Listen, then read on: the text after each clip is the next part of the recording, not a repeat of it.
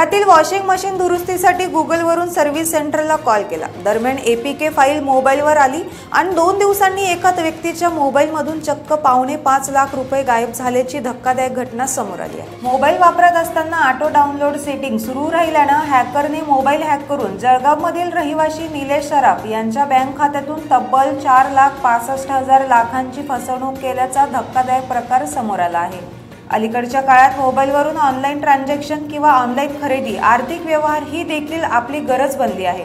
मात्र mobile banking वापरताना प्रत्येकाने काळजी घ्यायला हवी हेच या घटनेतून दिसून येते। मोबाईल वापरणे त्यातही स्मार्टफोन वापरणे ही आता प्रत्येकाची जीवनावश्यक बाब बनली आहे। मात्र मोबाईल हाताळताना काळजी घेणे गरजेचे झाले आहे। मोबाईल सेटिंगमधील ऑटो डाउनलोड सेटिंग सुरू राहिल्याचा फटका जळगावमधील निलेश सराफ यांना बसला असून चोरट्यांनी त्यांचा मोबाईल हॅक करत तब्बल 5.5 लाखांची लूट केल्याचा धक्कादायक प्रकार समोर आला आहे। जळगाव शहरातील रहिवासी असलेल्या निलेश सराफ यांच्या घरातील कपडे धुण्याचे मशीन खराब झाल्याने त्यांनी कपडे धुण्याचे मशीन खरेदी केलेल्या कंपनीला मशीन दुरुस्तीसाठी कॉल केला होता। या कॉलनंतर त्यांना OTP मागण्यात आल्याचं सराफ यांनी म्हटलं।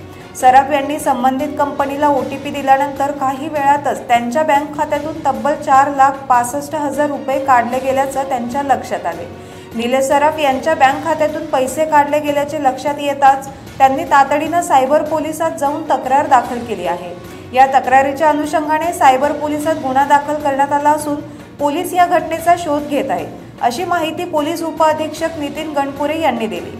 दरम्यान सायबर क्राईमला मी याबाबत गुन्हा नोंदवला असून पोलीस तपास करत आहेत। मात्र गुगलवरून कुठल्याही सर्व्हिस सेंटरचे नंबर काढून तुम्ही कुणालाही OTP देऊ नका असे आवाहन निलेश सराफ यांनी केले आहे।